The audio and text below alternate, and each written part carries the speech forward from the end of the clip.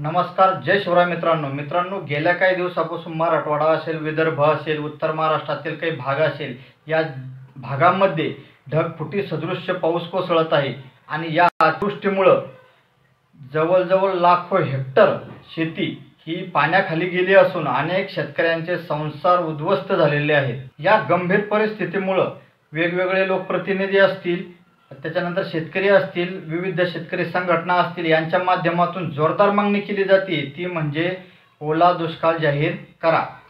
पण नेमकं ओला दुष्काळ म्हणजे नेमकं काय, त्याचे निकष काय असतात आणि त्याचा शेतकऱ्यांना नेमका काय फायदा होत असतो, हे जाणून घेणं देखील तितकंच महत्त्वाचं आहे। मित्रांनो, हेच आजच्या व्हिडिओच्या माध्यमातून आपण जाणून घेण्याचा प्रयत्न करणार आहोत। तत्पूर्वी चॅनलवर नवीन असाल तर चॅनलला सबस्क्राइब नक्की करा, व्हिडिओला लाईक करा। मित्रांनो, ओला दुष्काळ म्हणजे नेमकं काय?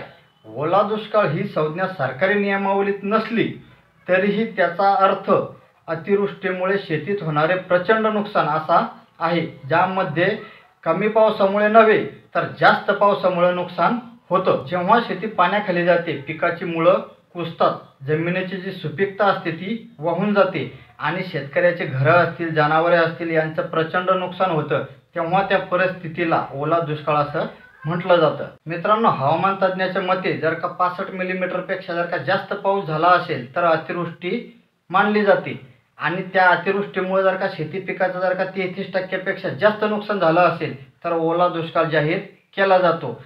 राज्याचे महसूल आणि कृषी विभाग काही प्रमुख निकषानुसार ओला दुष्काळ जाहीर करत असतात, ज्यामध्ये शेती पिकाचं 33% जास्त नुकसान झालं आहे का हे बघितलं जातं।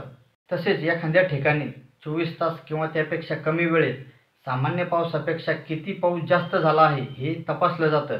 शेतीसोबतच घरे असतील, जनावरे असतील, रस्ते असतील, पाणी पुरवठा यासारख्या गोष्टीवर झालेला जो परिणाम आहे याचाही विचार केला जातो। या सर्व नुकसानीचे पंचनामे करून जिल्हाधिकारी आणि राज्य शासनाकडे पाठवल्याच्या नंतर ओला दुष्काळ जाहीर केला जात असतो। मित्रांनो, ओला दुष्काळ जाहीर झाल्याच्या नंतर शेतकऱ्यांना विविध प्रकारे शासकीय मदत दिली जाते, ज्यामध्ये 33% जर का जास्त नुकसान झालं असेल तर त्या शेतकऱ्यांना पीक विमा असेल, अतिवृष्टी नुकसान भरपाई असेल, त्याच्यानंतर जे पीक कर्ज काढलेलं असतं त्या पीक कर्जाच्या परतफेडीसाठी मुदतवाढ असेल, काही प्रकरणांमध्ये कर्जमाफी देखील केली जाते। सरकारी महसूल वसुली जसे की वीज, पाणीपट्टी आणि कर असतील हे काही काळासाठी थांबवले जातात। घर, जनावरे, विहिरी आणि शेततळ्याच्या नुकसानीसाठी थेट अनुदान शेतकऱ्यांना दिले जाते।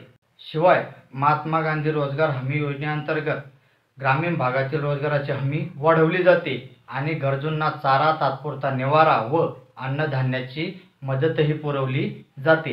तर मित्रांनो, ही होती ओला दुष्काळ म्हणजे नेमकं काय, त्याचा काय शेतकऱ्यांना फायदा होतो आणि त्याचे निकष काय। चला तर मित्रांनो, ही माहिती तुम्हाला कशी वाटली नक्की कॉमेंटमध्ये सांगा। चला भेटू अशाच नवीन माहितीसह पुढील व्हिडिओमध्ये, तोपर्यंत जय हिंद, जय महाराष्ट्र।